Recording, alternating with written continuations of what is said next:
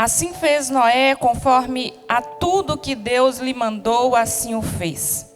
Depois disse o Senhor a Noé: entra tu e toda a tua casa na arca, porque tenho visto que és justo diante de mim nesta geração. E fez Noé conforme a tudo o que o Senhor lhe ordenara. Glória a Deus. Podeis assentar adorando ao Senhor Jesus nesta noite. Eu quero aqui agradecer a Deus pela oportunidade de mais uma vez estar aqui, nessa igreja cheia de Deus.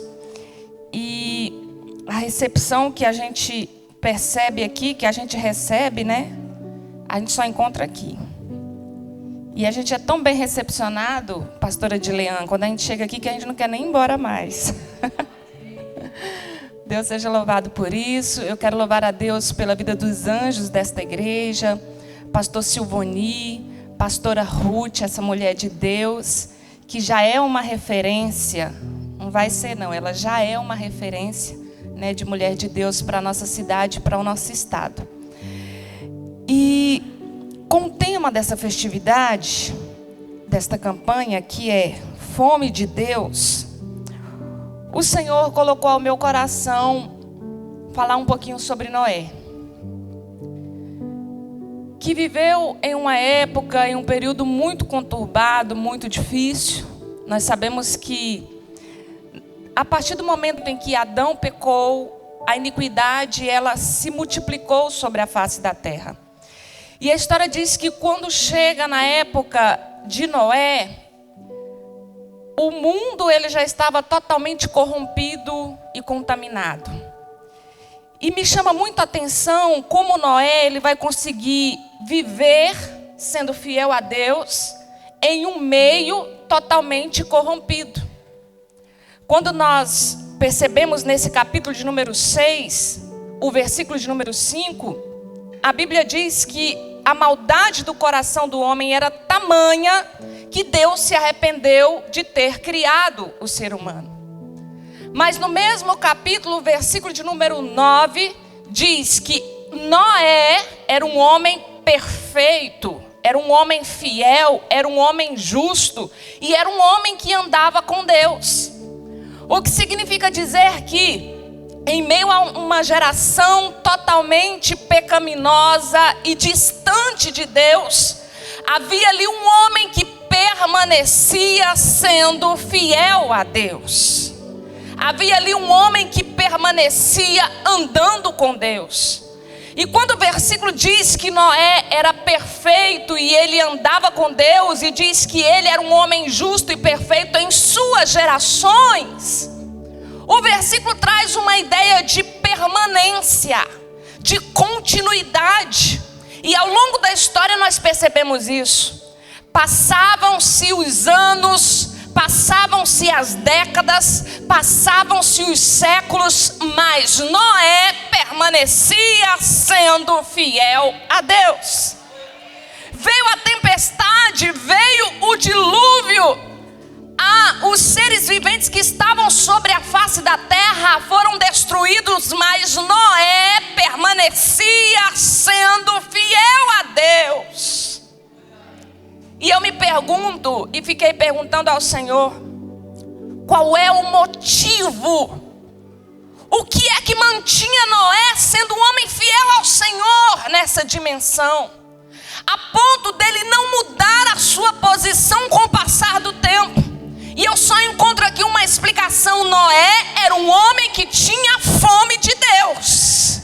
Noé era um homem que ansiava por Deus. Noé era um homem que queria estar na presença de Deus. Noé era um homem que buscava agradar a Deus. Porque quando nós temos fome de Deus, o anseio que nós temos de agradar a Deus é mais forte do que nós.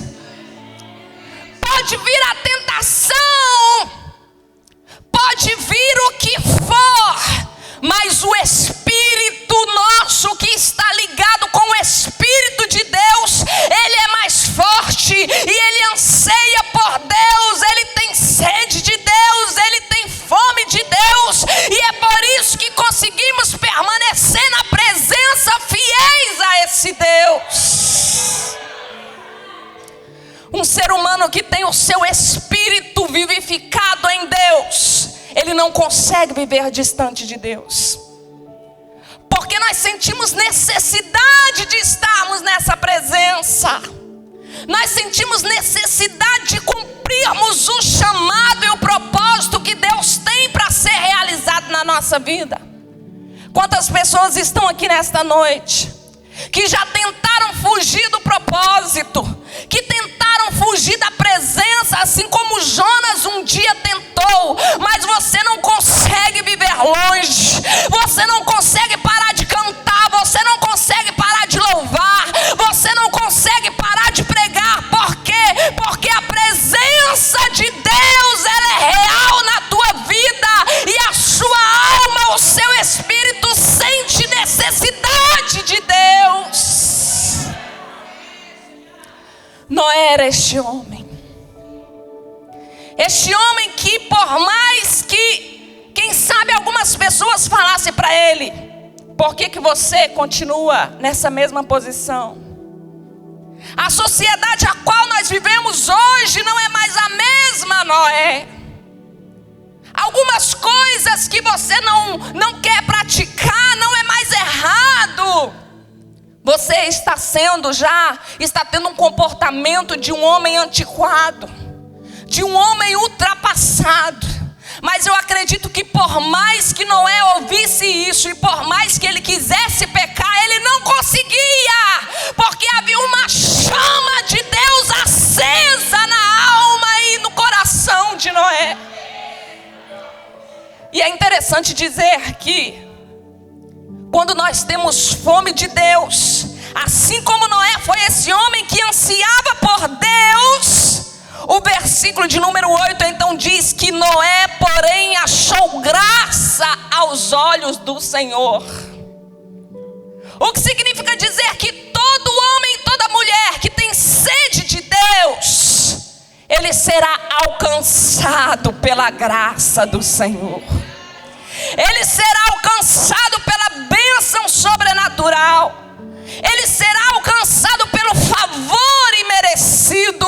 Ele será alcançado aonde ele estiver. E eu tenho certeza que você que está aqui nesta noite, você está aqui porque a sua alma anseia por Deus, porque você tem fome de Deus. E eu quero começar nessa noite liberando uma palavra profética sobre a tua vida, porque você saiu da tua casa, do teu lar, e veio até aqui buscar a presença de Deus. A graça dele vai te alcançar aonde você está. Favor imerecido. Você não merece, mas ele vai te alcançar. Você não merece, mas a bênção dele, a proteção dele vai estar sobre a tua vida, vai estar sobre a tua casa, vai estar sobre a tua família, porque toda pessoa que tem fome de Deus é alcançado pela graça. Foi exatamente isso que aconteceu com Noé. Porque Deus disse: olha, Noé, eu vou destruir o ser humano da terra. Eu vou enviar uma tempestade. Eu vou enviar um dilúvio. Mas no versículo de número 14 ele vai dizer para Noé: mas você não vai perecer, porque a minha graça vai te alcançar. E ele vai dizer: então você vai construir para você e para a tua família uma arca. E esta arca vai servir de refúgio e proteção no tempo do dilúvio e da tempestade. E ele vai dizer assim: olha, você vai construir esta arca. E eu preciso dizer que todas as vezes que a graça de Deus nos alcança, ele libera sobre as nossas vidas pelo menos dois símbolos da fidelidade dele: arca e arco. Foram os dois símbolos, os dois elementos que Deus liberou sobre a vida de Noé. E ele vai dizer: eu vou te ajudar, eu vou te conduzir, eu vou caminhar com você, eu vou estar com você. Mas a arca precisa ser construída por você, Noé. A arca, ela simboliza a igreja de Deus. E quando eu falo igreja de Deus, eu não falo somente de um templo físico, mas eu falo de cada um de nós enquanto igreja do Senhor. Porque a Bíblia diz que cada um de nós é o quê? Templo do Espírito Santo de Deus. E quando a graça nos alcança, o Senhor está dizendo para nós: olha, você precisa construir a sua arca. Você precisa estar todos os dias buscando essa presença, se renunciando diariamente, jejuando, orando, lendo a Bíblia Sagrada, porque a arca fala de um lugar de refúgio, a arca fala daquela igreja que busca um relacionamento de intimidade com Deus.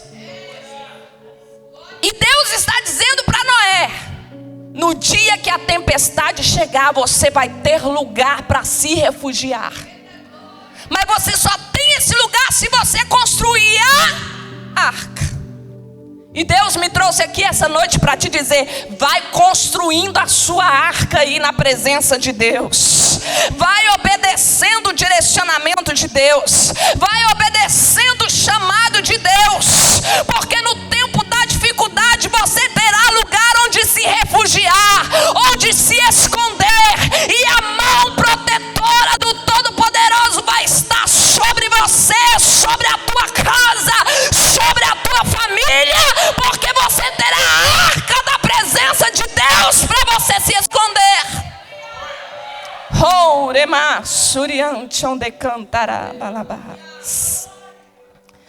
Constrói a arca, Noé. Mas o que é interessante é que nas orientações, Deus vai dizer para ele: mas você não vai construir uma arca qualquer. Você não vai construir uma arca qualquer, Noé. Você vai lançar mão de uma madeira chamada cipestre. Era uma madeira de qualidade. Uma madeira que o verme não comia. Uma madeira que o tempo não deteriorava. Uma madeira que era protegida com o betume, que a Bíblia Sagrada diz. Não era uma madeira qualquer. E Deus vai dar essa orientação para Noé. Por quê? Porque Ele está dizendo: a arca precisa ter qualidade. A arca que vai nos salvar. A arca que vai nos levar para o céu de glória. A arca que terá a presença de Deus. Ela precisa ser uma arca baseada no evangelho de qualidade, que é o evangelho da cruz, que é o evangelho sacrificial. Porque nós ouvimos tantos modismos e tantas tendências teológicas e filosóficas passageiras. É teologia coach, que logo passa 5 anos, 10 anos, a tendência vai embora. Mas tem uma teologia que não passa. É o evangelho da cruz, onde Jesus Cristo foi crucificado por amor a mim e a você.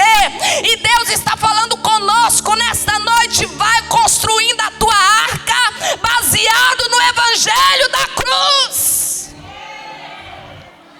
Não é em um evangelho triunfalista, onde nós temos que aparecer, onde nós temos que sobrepor.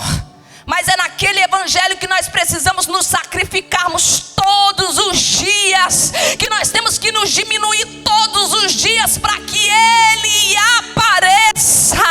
Porque a Bíblia Sagrada ainda diz em João capítulo de número 14, versículo de número 6, que Ele é o caminho, a verdade e a vida, e ninguém vai ao Pai a não ser por Ele. Não existe outro caminho. Não existe outra porta. Não existe milagre realizado por pessoas humanas. O que existe é somente um caminho: Jesus Cristo de Nazaré.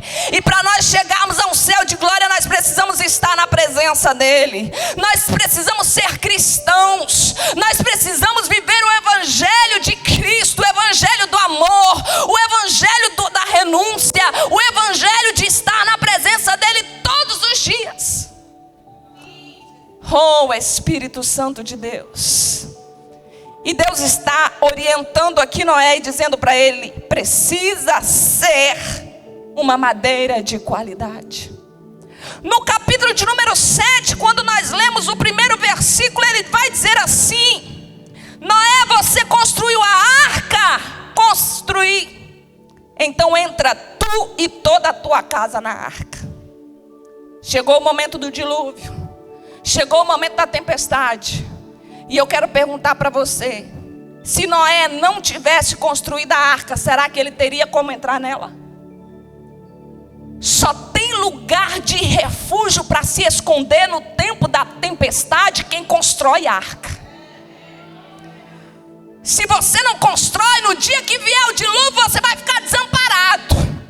Mas se você estiver todo dia na presença de Deus, buscando a Ele com inteireza do seu coração, da sua alma, pode vir a tempestade, pode vir o dilúvio, pode vir o que for, mas você vai estar debaixo da proteção do Deus Todo-Poderoso. Se você crê, levanta a tua mão nesta noite que eu quero profetizar. Eu não sei de que sorte de tempestade, de problema tem açoitado a tua vida, mas no nome de Jesus eu profetizo que a graça, a bênção, a proteção, o livramento de Deus te alcance nessa noite, em nome de Jesus. Se tem arca, tem livramento. Se tem arca, tem proteção sobrenatural. Se tem relacionamento com Deus, tem milagre.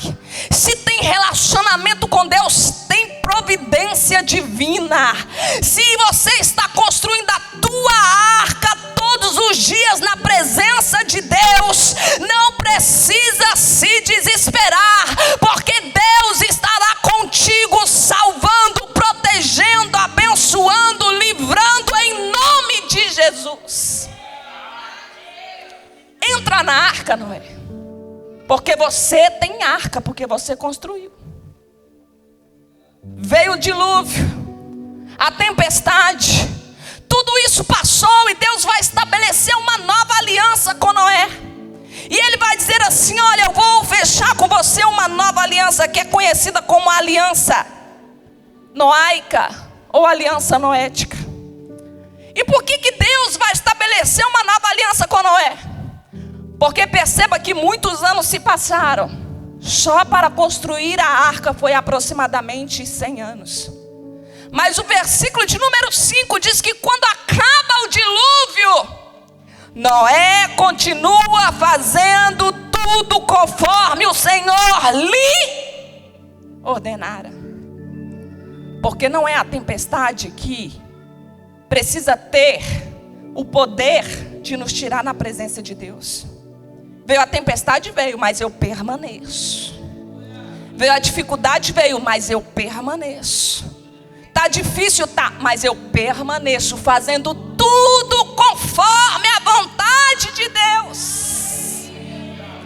E aí Deus vai liberar o segundo símbolo da aliança com Ele, da fidelidade. Ele vai dizer: eu vou colocar um arco nas nuvens.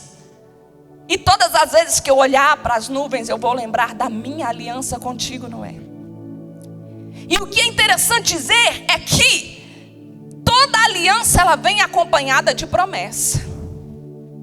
Deus estabelece uma aliança com Noé porque ele se manteve fiel na presença dele. Só que essa aliança veio acompanhada de promessa. E Deus prometeu para ele: eu nunca mais vou destruir a terra com água. Segunda promessa: você, Noé, o escolhido para dar continuidade à geração da humanidade aqui na terra. Segunda promessa que Deus libera sobre a vida de Noé.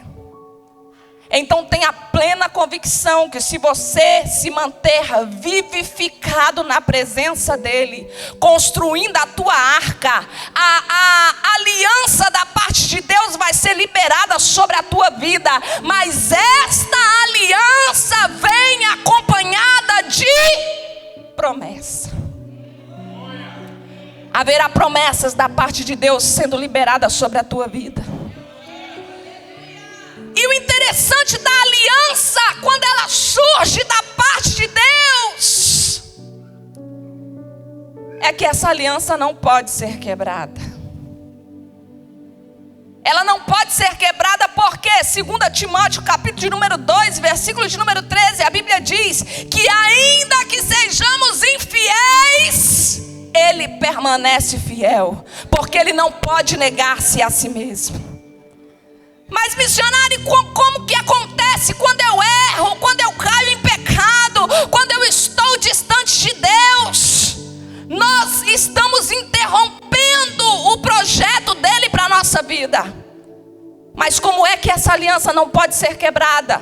Nós interrompemos da nossa parte quando nós caímos e erramos. Mas o que é importante é que todas as vezes que nos arrependermos e voltarmos para a presença desse Deus Todo-Poderoso, Ele estará lá na mesma posição, com a aliança intacta para retomar o projeto dele na nossa vida. Ele estará lá na mesma posição para nos abençoar. Fui infiel, fraquejei, porque somos seres humanos e em algum momento nós podemos fracassar. Mas Deus me trouxe aqui essa noite para te dizer: não tem problema, volte para a presença dEle, volte a reconstruir a sua arca, venha para a presença